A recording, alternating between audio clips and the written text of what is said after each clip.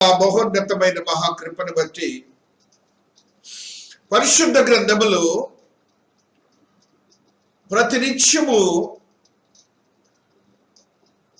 ఒక వాక్యమును బోధించినప్పుడు వాక్యములో ఏమన్నా మర్మము దాగి ఉన్నదా, ఆ దాచి ఉంచబడినటువంటి ఆ స్థితిని తెలుసుకోవాలని విశ్వాసి ఎప్పుడు తపన పడుతుంటాడు.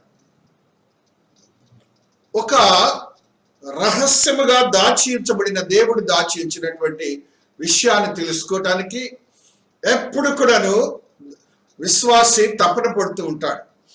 అలాంటి వాక్యానికి పరిగెత్తుతూ ఉంటారు కూడా, అలాంటి వాక్యం కోసం వెళుతూ ఉంటారు కూడా, తప్పేం లేదు. కానీ అది తెలిసినందువల్ల నీవు చేసే పని ఏమిటి? దేవుని విశ్వాసాన్ని బలపరిచి విధేయుడిగా ఉంటున్నావా వాక్యానుసారం, లేక అదేదో కథలాగి విని ఆ రీతిగా నీవు జీవిస్తున్నావా? దేవుడు ప్రశ్నిస్తున్నాడు. అయితే మర్మము పరిశుద్ధ గ్రంథము జెనిసిస్ నుంచి ప్రకటన వరకు మర్మం దాచి ఉంచబడింది. అయితే పరిశుద్ధమైనటువంటి పౌలు మనకి ఒక సత్యాన్ని తెలియజేస్తున్నాడు. ఈ సత్యము మనమందరము గ్రహించాలి. ఈ సత్యము మనమందరము గ్రహించాలి. మనము మర్మయుక్తమైన సంగతుల కొరకు వెంపర్లాడే మనసున్న వాళ్ళము ఈ సత్యాన్ని గ్రహించినప్పుడు మనము ఏ రీతిగా రక్షించబడ్డామో, మనము ఏ రీతిగా ఈ లోకంలో రక్షణ ఆనందంలో స్థిరపరచబడ్డామో చూచి మనముగా ఆశీర్వదకరమైన బిడ్డలుగా తీర్చబడతాం. రోమిలకు రాసిన పత్రిక 16వ అధ్యాయంలో ఉన్న ఒక సత్యాన్ని నేను చదువుతాను. 25వ వచనం. సమస్తమైన అన్యజనులు విశ్వాసమునకు విధేయులగునట్లు, చాలా జాగ్రత్తగా వినండి అందరూ కూడా, సమస్తమైన అన్యజనులు విశ్వాసమునకు విధేయులగునట్లు అనాది నుండి రహస్యముగా ఉంచబడి ఇప్పుడు ప్రత్యక్షపరచబడిన మర్మము. సమస్తమైన అన్యజనులు ఏమవలట? విశ్వాసమునకు విధేయులవలట. చాలా జాగ్రత్తగా ఈ మాటను వినాలి. విశ్వాసమునకు విధేయులవాలి. సమస్తమైన అన్యజనులు అంటే ఎవరు? యూదులు కాని వారందరూ కూడా, విశ్వాసము, ఏ విశ్వాసం అయితే దేవుని వాక్యమునందు సువార్తనందు మనం ఉంచామో ఆ విశ్వాసానికి మనము విధేయులు అవ్వాలి. అనగా ఆ క్రియకు నీవు విధేయులు అయితేనే ఆ మర్మం ఏంటో నీకు తెలుస్తుంది, దాచి ఉంచబడింది ఏంటో నీకు తెలుస్తుంది. ఆ దాచి ఉంచబడినటువంటి స్థితిని నీవు రుచిని చూచావా లేదని దేవుడి దినాన పౌలు భక్తుల ద్వారా తెలియజేస్తున్నాడు. నిత్య దేవుని ఆజ్ఞ ప్రకారము ప్రవక్తల లేఖనముల ద్వారా వారికి తెలుపబడి ఉన్నది. ఈ మర్మములు అనుసరించి ఉన్న నా సువార్త ప్రకారముగాను యేసుక్రీస్తుని గూర్చిన ప్రకటన ప్రకారముగాను మిమ్మల్ని స్థిరపరచుటకు శక్తిమంతుడును అద్వితీయ జ్ఞానవంతుడైన దేవునికి యేసుక్రీస్తు ద్వారా నిరంతరము మహిమను కలుగునుగాక. చూడండి, నిత్య దేవుని ఆజ్ఞ ప్రకారము ప్రవక్తల లేఖనముల ద్వారా వారికి తెలుపబడి ఉన్నది. ఎవరు చెప్పారట? నిత్య దేవుడు చెప్తేనే ప్రవక్తలు చెప్పారట. ప్రవక్తల లేఖనముల ద్వారా వారికి తెలియచేయబడిందట. ప్రవక్తలు ఎవరైనా చెప్పారంటే వారికి లేఖనముల ద్వారా తెలియచేయబడితేనే, దేవుడు వారితో మాట్లాడితేనే ఆ లేఖనముల ద్వారా తెలియచేస్తారు. అది పాత నిబంధన భక్తులు చేశారు. ఇప్పుడు ఆయన అంటున్నాడు, ఈ మర్మమును అనుసరించి ఉన్న ఏంటిట? ఆ ప్రవక్తలు పాత నిబంధనలో ఏదైతే ప్రవచనాలు యేసు క్రీస్తు వారిని గురించి తెలియచేసి మనకు చెప్పారో ఆ ప్రవచనాల యొక్క మర్మము మనము అనుభవిస్తున్నామని చెప్తున్నాడు. చూడండి, ఈ నా సువార్త ప్రకారముగాను యేసు క్రీస్తుని గురించిన ప్రకటన ప్రకారంగాను మిమ్మును స్థిరపరచుటకు సువార్తలో మర్మము దాగి ఉన్నది. అంత మాత్రమే కాకుండా ప్రకటన క్రీస్తు వారి గురించి ప్రకటించుడు ద్వారా ఒక మర్మము దాగి ఉన్నది. క్రీస్తు వారిని గురించి ప్రకటించడం ద్వారా ఒక మర్మము దాగినది. ఆ సువార్తలో ఒక మర్మము దాగి ఉన్నదని ఎప్పుడు సువార్త వింటున్న మనము, ఆ ప్రవచన వాక్యములు చదువుతున్నటువంటి మనము గ్రహించాలని దేవాతి దేవుడు మనతో ఈ దినాన మాట్లాడుతున్న స్థితిని మనము చూస్తూ వస్తున్నాం. అసలు మర్మం అంటే ఏమిటి? దేవుని యొక్క సన్నిధిలో దేవుడు దాచి ఉంచినటువంటి కొన్ని సత్యాలను మనకు దాచి ఉంచి దేవుడు తెలియజేసే స్థితిని మర్మము అని మనము గ్రహించాలి. ఆ మర్మము గురించి విధేయత కలిగినటువంటి స్థితిని పొందటానికి ఆయన ఆయా కాలములందు ఆ మర్మమును దాచి ఉంచబడిన స్థితిని ఆయన తెలియచేస్తూ వస్తుండగా, ఆయన క్రొత్త నిబంధన భక్తులైనటువంటి అన్ని జనులైన మనకు ఆ మర్మాన్ని ఏం చేశారంటే సువార్త ద్వారా మనకి తెలియచేశారన్న సంగతిని మనం గ్రహించాలి. అనగా అనేక వేల వేల వేల సంవత్సరాల క్రితం దాచి ఉంచబడిన యేసు క్రీస్తు ప్రభులు వారు ఏ రీతిగా భూలోకానికి వచ్చారో ఆ మర్మాన్ని మనము అనుభవించాం. మనము ఆ సువార్తని అనుభవిస్తూ మనము జీవిస్తున్నాం. ఆ రీతిగా ఆది నుండి రహస్యముగా ఉంచబడిన స్థితి దేవాతి దేవుడు సువార్త ద్వారా మనకు తెలియచేశారని మనమందరమును గ్రహించబద్ధులమవుతున్నాం. డిటరానమీలో ద్వితీయోపదేశకాండములో ఒక మాటను చదువుకుంటాం. ద్వితీయోపదేశకాండము 29:29లో ఆత్మదేవుడు ఒక సత్యాన్ని మనకు తెలియచేస్తూ ఉన్నారు. 29:29లో ఉన్న మాటని చదువుతూ వస్తున్నాం. రహస్యములు మన దేవుడైన యెహోవాకు చెందును. జాగ్రత్తగా వినాలి.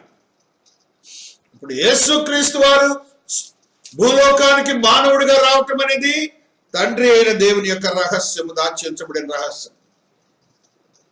ఆయన దేవుడు నరావతారి యేసుక్రీస్తు వచ్చారంటే ఆయన అనాదిలో ఒక రహస్యాన్ని దాచాడు.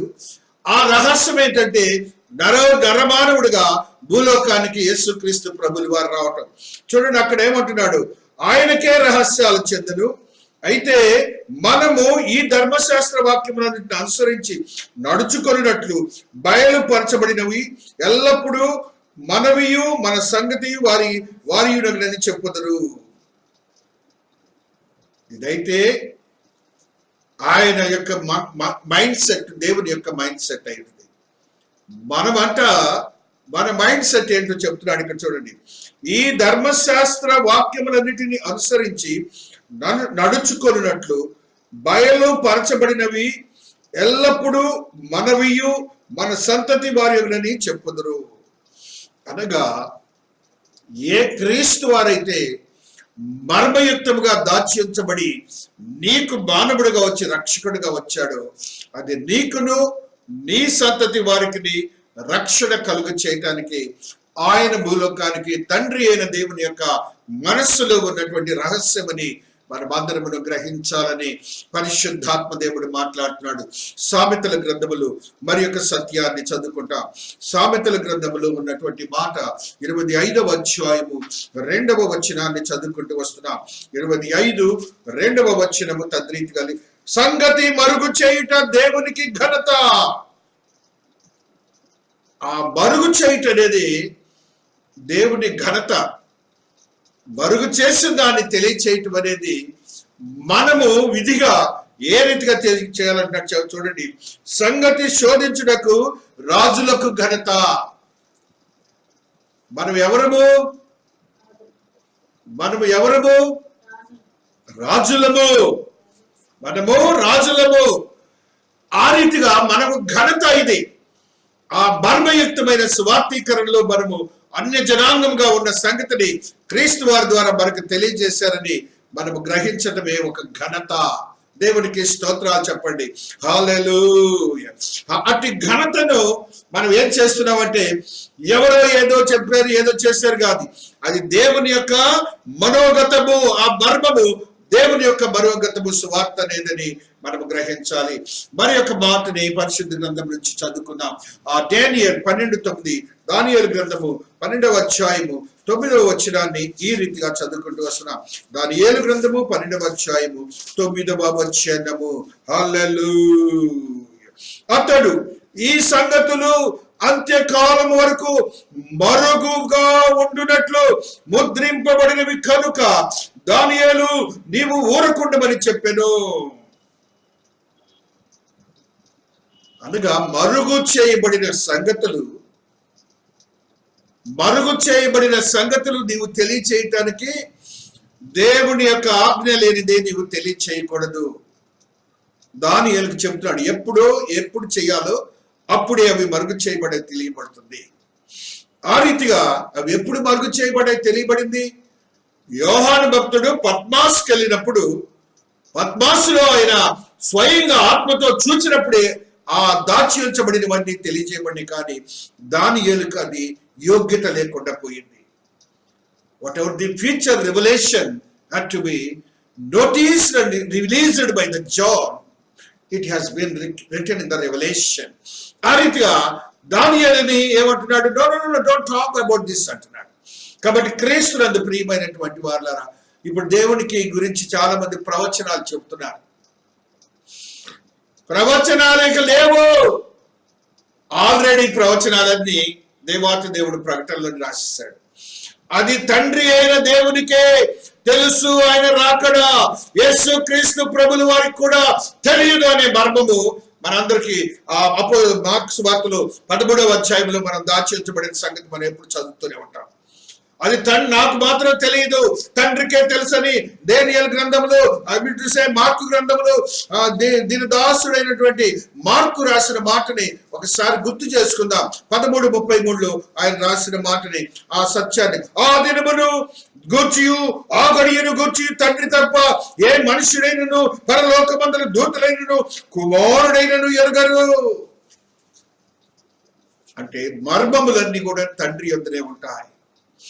అవి ఆయన ఎలాగ తెలియజేయాలో ఆ సమయాన్ని తెలియచేస్తాడు. కాబట్టి ఇక్కడ మర్మము అనేది దేవుని యొక్క ఆలోచనని గుర్తించాలి. అట్టి మర్మమును తెలుసుకున్న వాళ్ళము అట్టి విధేయత కలిగిన వారంగా ఉండాలి విశ్వాసానికని దేవాతి దేవుడు అనగా మనము అట్టి విశ్వాసానికి విధేయులవ్వాలి. యేసు క్రీస్తు వారు ఆయన అనేక వేల సంవత్సరాల క్రితము ఆయన వస్తారన్న సంగతిని తెలియచేయబడిన సంగతి మనం చూచాం. పాత నిబంధన భక్తులు చూడలేకపోయారు. అట్టి మర్మంలో ఉన్న సత్యాన్ని ఎరిగా పునరుత్థాన శక్తిని మనం చూసాం. ఆయన మర్మయుక్తమైన స్థితిని పునరుత్థానుడై లోకంలోనికి వెళ్ళిన సంగతి కూడా మనం చూసాం. ఆ సంగతి పాత నిబంధన భక్తులకు తెలియదు. కాబట్టి ఏ సమయంలో తెలియచేయాలో ఆ సమయంలోనే దేవాతి దేవుడు తెలియచేస్తారని మనమందరంలో గ్రహించబద్దులమవుతున్నామని పరిశుద్ధాత్మ దేవుడు ఈ దినాన నాకును నీకును తెలియచేస్తున్నాడు. ఆది నుండి రహస్యముగా ఉంచబడిన మర్మము దేవాతి దేవుడు మనకి తెలియజేస్తున్నాడని నిత్య దేవుని యొక్క ఆశీర్వాదకరమైన స్థితిని మనం చూస్తూ ఉన్నాం. 16:25లో మనం చూసాం రోమీలకు రాసిన పత్రికలు. అదే రీతిగా రెండవది దేవాతి దేవుడు ఆఫ్ ది ఫ్యూచర్ హోప్, నిరీక్షణ, భవిష్యత్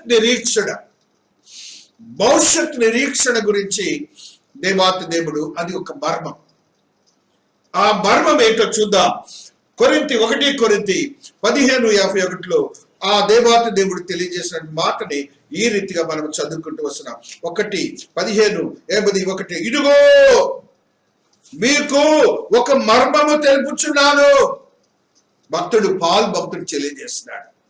ఒక మర్మము చెప్తున్నట్ట. అంటే దేవుని యొక్క మైండ్ సెట్ లో ఉన్నటువంటి సత్యాన్ని మనకు తెలియజేస్తున్నాడు. ఆ మర్మము మనం గ్రంథం ద్వారా తెలుసుకుంటున్నాము. ఆయన చెప్తున్న మాటను చదువుకుంటున్నాం. మనమందరము నిద్రించము, కానీ నిమిషములో ఒక రెప్పపాటున కడబూరం మ్రోగగానే మనమందరము మార్పు పొందుదము. బూరం మ్రోగను, అప్పుడు మృతులు అక్షరంగా లేపడును, మనము మార్పు పొందుదము.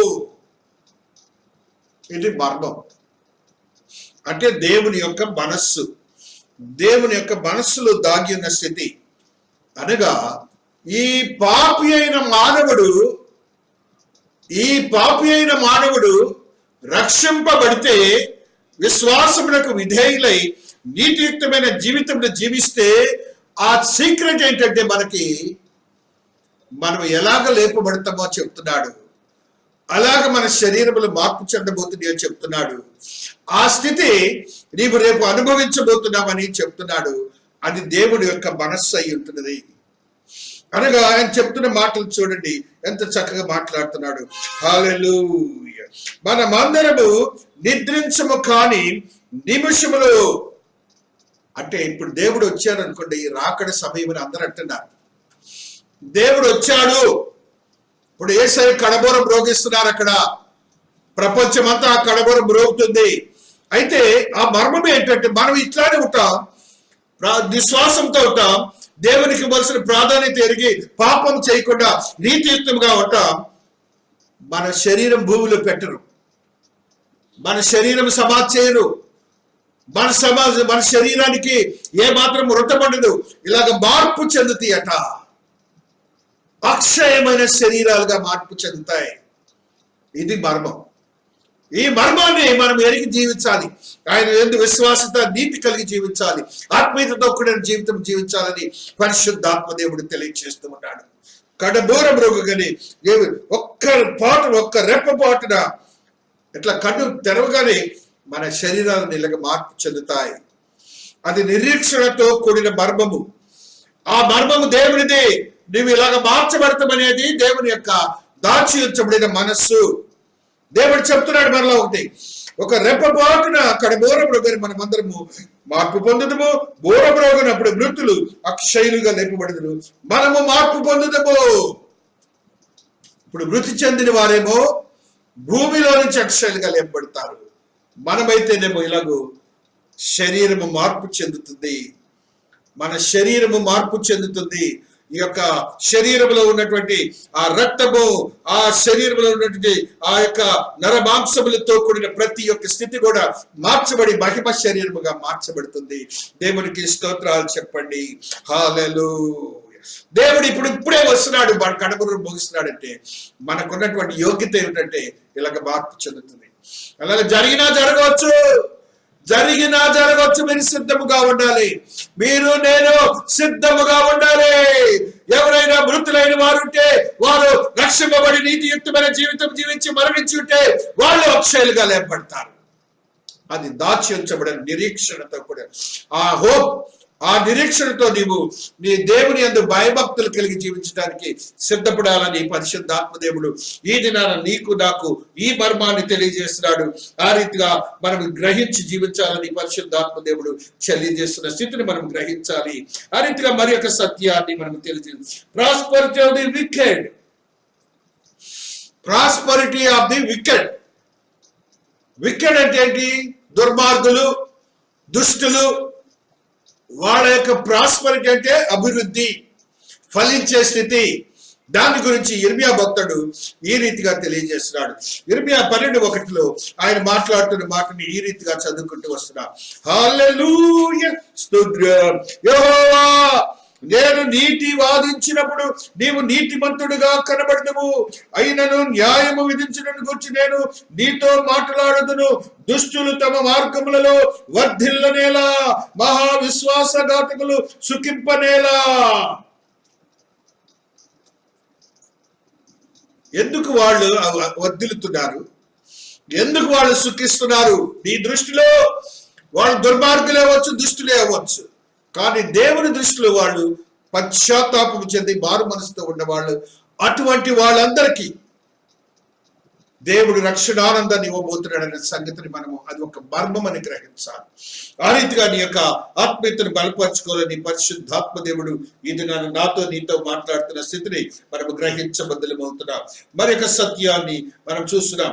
మనం సంఘాన్ని గురించి ఎప్పుడు చదువుకుంటున్నాం. ఎఫెసీయులకు రాసిన పత్రిక 5వ అధ్యాయము 32వ వచనంలో ఉన్న ఈ సత్యాన్ని చదువుకుంటూ వస్తున్నాం. ఎఫెసీ 5:32 వచనము తండ్రిగా లిఖించం. అయితే నేను క్రీస్తుని గూర్చియు సంఘమును గూర్చియు చెప్పుచున్నాను చెప్తున్నాడు. 31వ వచనంలో చూడండి. ఈ హేతువు చేత పురుషుడు తన తండ్రిని తల్లిని విడిచి తన భార్యను హత్తుకొనును, వారిద్దరును ఏక శరీరమగుదురు. ఈ మర్మము గొప్పది. వారిద్దరూ ఏక శరీరమగుదురు, అది ఒక మర్మం అంటున్నాడు. అనగా సంఘము దేవుడు కలిసి ఏక శరీరముగా మార్చబడుతున్నాం. అదొక మర్మం. నీవు దేవుడు ఒక శరీరముగా మార్పు చెందబోతున్నారు. ఆ మర్మాన్ని భార్యాభర్తల విషయంలో దేవుడు మనకి తెలియజేస్తున్నాడు. ఏ రీతిగా అయితే భార్యాభర్తలు ఏక శరీరంతో జీవిస్తారో ఆ రీతిగా నీవు నీ దేవుడు కలిసి రేపు ఆ మర్మాన్ని నువ్వు అనుభవించబోతున్నావు, ఆ సీక్రెట్ నువ్వు అనుభవించబోతున్నావు అని దేవుడు మనకి పౌలు భక్తుల ద్వారా తెలియజేస్తున్నాడు. ఈ మర్మము గొప్పది. నువ్వు పాపివి, ఎందుకు కొరగాని వాడివి, అయినప్పటికీ ఆ మర్మం ఎలాగన్నాడు? ఇప్పుడు చెప్పిన మర్మాల కంటే కూడా ఇది గొప్ప మర్మము. నీవు నీ దేవుడు ఏక శరీరంలో పోతున్నారు. దేవుడితో ఆ రీతిగా నీవు జీవించబోతున్నావు. భార్య భర్తలు ఏ రీతిగా జీవించబోతున్నారు ఆ రీతిగా దేవుడు నీవు వధువు సంఘంగా తీర్చబడిపోతున్నావు అని పరిశుద్ధాత్మ దేవుడు తెలియజేసిన మాటని దేవుడు సంఘాన్ని ఉద్దేశించి మాట్లాడుతున్నాడు. సంఘాన్ని విడవకూడదు, సంఘాన్ని విడవకూడదు. అనేక మంది జీవించినంత కాలము సంఘాలు మారుస్తారేమంటారు. లేదు లేదు లేదు, భార్య భర్త ఎలాగుంటారో అలాగే ఉండండి. దేవుని యొక్క కృపను పొందండి, పరిశుద్ధాత్మ యొక్క శక్తిని పొందండి. భర్తయి దేవుడు తెలియజేసిన మాట 16-18 ఈ సత్యాన్ని మనం చదువుకుంటూ వస్తున్నాం. మాథ్యూస్ 16-18 ఈ మాట లిఖించబడి ఉన్నది. హల్లెలూయా. మరియు నీవు పేతురువు, ఈ బండ మీద నా సంఘమును కట్టుదును, పాతాళలోక ద్వారములు దాని ఎదుట నిలువవేరని నేను నీతో చెప్పుచున్నాను. ఇది మర్మం. ఎలాంటి మర్మము? పేతురు అనే ఒక మనుష్యుడిని పోలుస్తూ, ఒక ఆత్మీయతతో కూడినటువంటి యూదుడు దేవుని యొక్క వాక్యముని దేవుని వెంబడించిన వారిని పోలుస్తూ ఆయనను బండాన్ని చెప్తూ దేవుడు ఆయనపై సంఘాన్ని కట్టే స్థితిని, ఒక మర్మయుక్తమైన స్థితిని పేతురు ద్వారా మనకు తెలియజేస్తున్నాడు. ఆ పేతురు అనే ఆ బండ ద్వారా మనము సంఘంగా కట్టబడిన వారము రేపు ఆయన సన్నిధిలోనికి మరణమును జయించి వెళ్ళబోతున్నామన్న సంగతిని మనమందరం గ్రహించాలని, అట్టి నిరీక్షణ కలిగి ఉండాలని పరిశుద్ధాత్మ దేవుడు తెలియజేసిన స్థితిని మనం గ్రహించాలి. కొలస్సి 1:25 ఈ సత్యము లెక్కించబడినది. కొలోషియన్స్ 1:25. హల్లెలూయా. దేవుని వాక్యమును అనగా యుగ యుగములలోను తరతరములను మరుగు చేయబడిన మర్మమును సంపూర్ణంగా ప్రకటించుటకు మీ నిమిత్తము నాకు అప్పగిన దేవుని ఏర్పాటు ప్రకారము నేను ఆ సంఘమునకు పరిచారకుడినైతిని. స్వార్థ గురించి పౌలు భక్తుడు మాట్లాడుతూ అనాదిగా యుగ యుగములలోను తరతరములలోను మరుగు చేయబడిన మర్మమును మనకు దక్కింది, మనకే దక్కింది. అందరూ అనుకుంటున్నారు మనం ఏంటి కరోనా టైంలో మనం ఇంత ముందు అనుభవించలేదు, మన పితరులు అనుభవించలేదు అనుకుంటున్నారు. ఇది ఒక మర్మం. ఇది ఒక మర్మము. అనేకమైన తెగుళ్ళు రావటం అనేది దేవుడు లిఖించారు. నానా విధమైన తెగుళ్ళు వస్తాయని దేవుడు లిఖించారు. కాబట్టి ఈ మర్మయుక్తమైన స్థితి దేవుడు యుగ యుగమునది నీకు తెలియజేశాడని విశ్వాసిగా ఉన్నవాడివి నువ్వు ఎప్పుడైనా గ్రహించావా? ఇక్కను ఈ రోగాన్ని చచ్చిపోతున్నా, బాధపడుతున్నావు, మేము అనుభవించాల్సింది అనుభవించలేకపోతున్నారని ఒక కాపరి నిన్న చెప్తే ఏంటి సార్ ఇలాగ వచ్చేసింది అన్నాడు. మంచి భక్తిపరుడే. ఏమీ లేదు పాస్ గారు, ఏమీ లేదు. దేవుడు ఇవన్నీ తెలియచేశారు, మనం అనుభవించాల్సిందే. కాబట్టి మనం సిద్ధపడాల్సిందే. ఇప్పుడు మనం సిద్ధపడాల్సిందే. అది మర్మము. దేవుని రాకడ సమయానికి ముందు జరిగే మ్యాచెస్ లో మనం చూస్తాం. ఆ మ్యాచెస్ లో జరిగిన సంగతులన్నీ 14-25 అనుకుంటా. అవన్నీ కూడా జరుగుతాయి. కానీ నేను వస్తాను అని ఆయన అల్లా వస్తానని మీరు అనుకోవద్దు. అనేక మంది ప్రవక్తలు కూడా వస్తారని చెప్తున్నాడు. కాదు. కాబట్టి జరుగుతాయి. ఇది ఒక మర్మము. మీ నిమిత్తము నాకు అప్పగిన దేవుని ఏర్పాటు ప్రకారము. ఈ గృహ నిర్వకర్త అంటే కాపరి. ఇలాంటి మర్మం అనేది దేవుడు నీకు తెలియజేస్తున్నాడు. ఏంటట? సువార్త అనే మర్మాన్ని, ఆ సువార్త చాటున దాగి ఉన్న మర్మాన్ని, ఆ సువార్త చాటును దాగిన నీ యొక్క శరీరం మార్పుని, ఆ సువార్త చాటును దాగి ఉన్నటువంటి నిత్య జీవాన్ని తెలుసుకోవటమే ఒక మర్మం. అంతకంటే ఇంకా ఏ మర్మాలు మీకు అవసరం లేదు. ఆ పరమగీతాలు మర్మాలు, లేకపోతే ప్రసంగి మర్మాలు, ఇవన్నీ కూడాను రుచికరంగా ఉంటాయి కానీ సువార్త ఉండదు. ఈ సువార్తలు అమృతం ఉంటుంది, రుచిగానిది అమృతము అనగా నిత్య జీవం ఉంటుంది. నువ్వు అనుభవించని పరిశుద్ధాత్మ దేవుడు తెలియజేస్తున్నాడు. 26లో మరుగు చేయబడిన మర్మమును సంపూర్ణముగా ప్రకటించుటకు దేవుని ఏర్పాటు ఇది.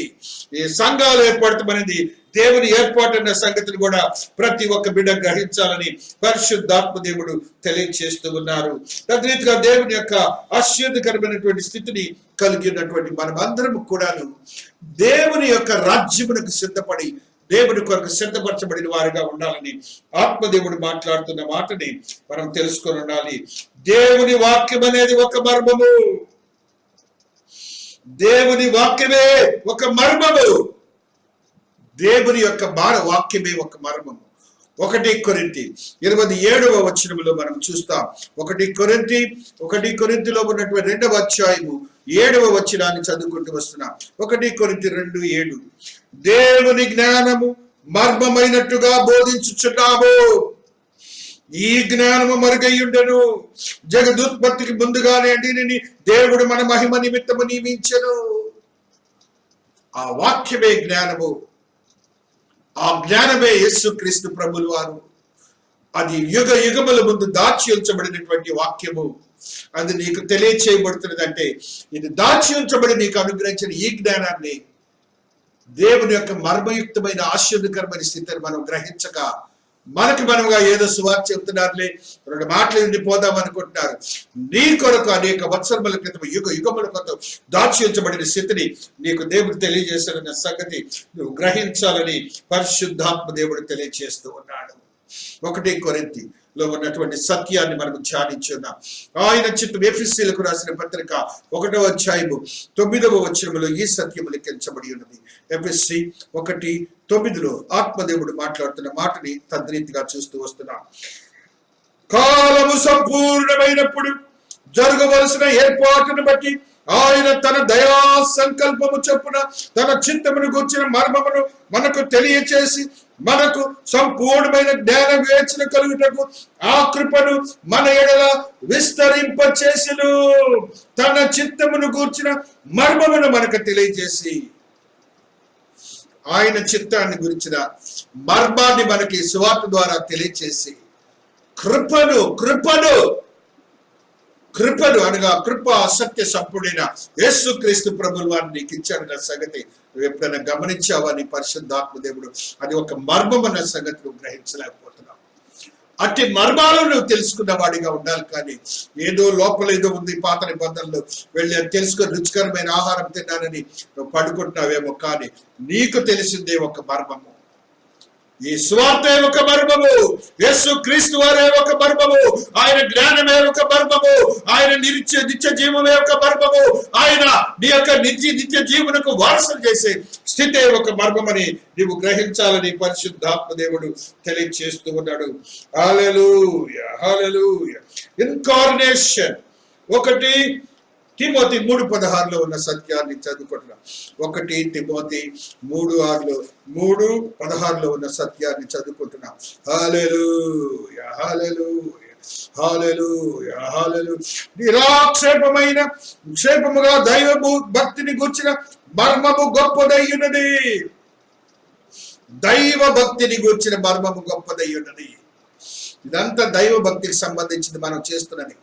అనేక మంది సంఘాలు లేకున్నారు. ఇది దైవ భక్తికి సంబంధించినదే. ఈ జూమ్ ఆరాధన అనేది ఒక దైవ భక్తికి సంబంధించింది, కానీ మనకేదో టైం పాస్ కి పెట్టింది కాదు. ఆ దేవుని మర్మయుక్తమైనది. ఆ జూమ్ అనేవాడు ఎవడు కనిపెట్టాడు? అది దేవుని చిత్తమే.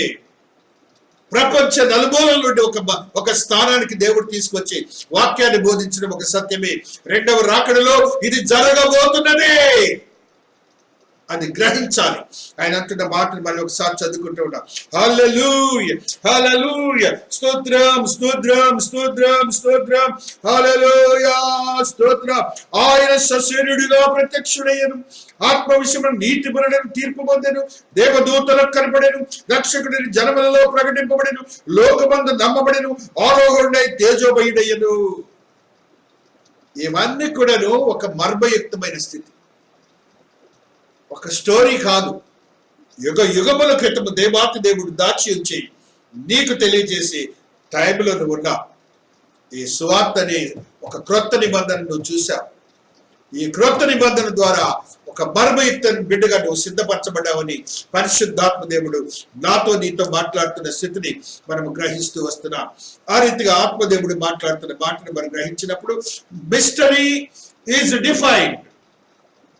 మిస్టరీని పరిశుద్ధ గ్రంథంలో ఈ రీతిగా లిఖించబడింది.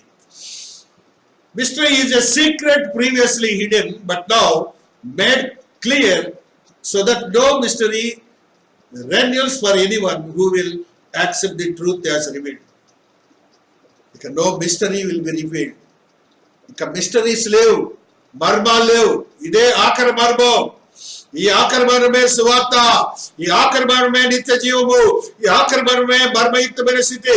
అక్షయమైన శరీరము, క్షయమైన శరీరము అక్షయమైన శరీరముగా మార్చబడటము, అమర్చమైనది మత్స్యమైనది అమర్చముగా మార్చబడటమనేది ఒక అద్భుతమైన మర్మమని నీవు గ్రహించాలని పరిశుద్ధాత్మ దేవుడు మాట్లాడుతున్నాడు. 2 కొరింథీ 4:3 ఈ సత్యాన్ని లిఖించబడ్డారు. 2 కొరింథీ 4:3 ఈ సత్యాన్ని దేవాతి దేవుడు లిఖించారు. హల్లెలూయా, స్తోత్రం స్తోత్రం స్తోత్రం స్తోత్రం స్తోత్రం స్తోత్రం. మా సువార్త మరుగు చేయబడిన యెడల నశించుతున్న వారి వశములో మరుగు చేయబడి ఉన్నది. ఈ మరుగు చేయబడినటువంటి దాచి ఉంచటం, దేవుడు ఆ యొక్క మర్మాన్ని స్వార్థీకరణ చేయడానికి కాపరులకి దైవజనులకి ఇచ్చాడు. ఒకవేళ ఆ స్వార్థీకరణ కనుక మేము కనుక చెప్పలేకపోతే అది ఎవరంటున్నాడు చూడండి, నశించుతున్న వాసులోనే మరుగు చేయబడి ఉన్నది. నశిస్తున్నారే అన్యులైన వారు, రక్షింపబడని వారు, వారికి ఇంకా దాచిబడినదే వాళ్ళకి. మనకు ఆల్రెడీ తెలిసిపోయింది దేవుని చిత్తము మర్మము వారికి తెలియలేదు. ఎందుకంటే వారు నశిస్తున్నారు, వారు నిత్య నరకానికి వెళ్తున్నారు అని గ్రహించాలి. ఆ 2వ మాట చూడండి, మంచి సత్యాన్ని చెప్తున్నాడు అక్కడ. హల్లెలూయా హల్లెలూయా హల్లెలూయా. ఈ క్రీస్తు దేవుని స్వరూపి అని క్రీస్తు మహిమను కనపరచు. సువార్త ప్రకాశం వారికి ప్రకాశింపకుండా నిమిత్తం యుగ సంబంధమైన దేవత అవిశ్వాసులైన మనోనేత్రమును బుల్లితనమును కలుగజేశారు. ఆ మర్మాన్ని నీకు నాకు తెలియజేయడానికి నీ కాపురున్నాడు, గ్రంథం ఉంది, నీ విశ్వాసం ఉంది, విధేయత ఉంది. అన్యుడైన వాడు ఉన్నాడే, రక్షింపబడిన వాడు, వారికి ఏంటంట అది మరుగు చేయబడింది. అంత మాత్రమే కాకుండా ఆ సాతానుడట వాళ్ళ మనోనేత్రాలకు గుడ్డితనాన్ని కలుగజేస్తున్నాడట. అదే అనుకోండి, కానీ ఎవరెవరో మాట్లాడుతుంటారు యేసయ్యని గురించి కానీ మన మతాన్ని గురించి కానీ, వాళ్ళకి వాళ్ళ మనస్సులో సాతానుడు అంధత్వాన్ని కలుగజేశాడని గ్రహించండి. This should be known by the people. Hallelujah. The mystery of the gospel. Hallelujah. The mystery of the gospel now revealed by God and Christ. 1 కొరింథీ 2:7 ఈ సత్యాన్ని తెలియజే. 1 కొరింథీ 2:7 ఈ సత్యం లిఖించబడినది.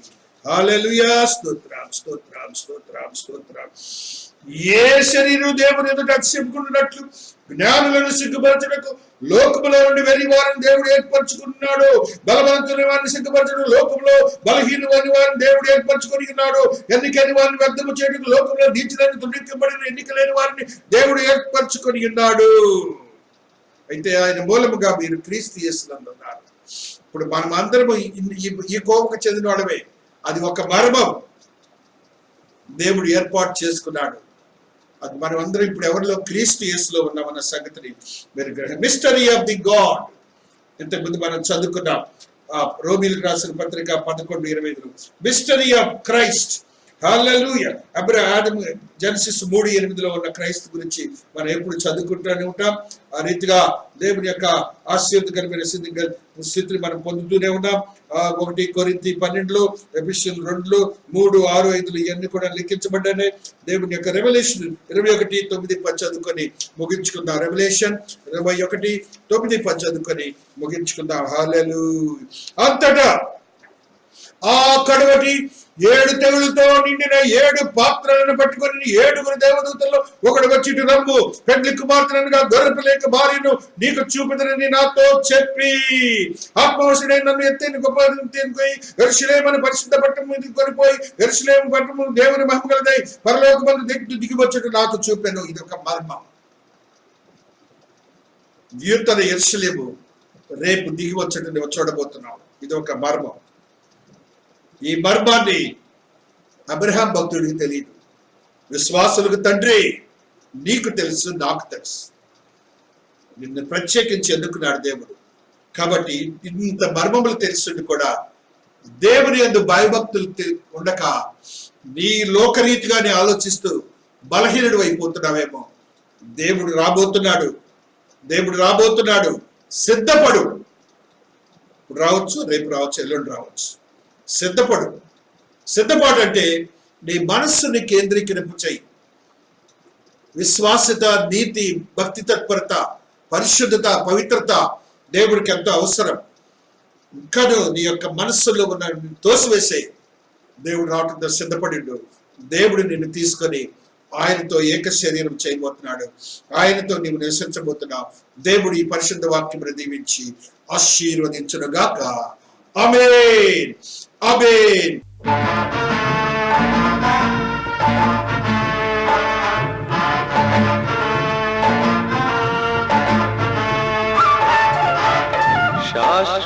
శాశ్వతమైనది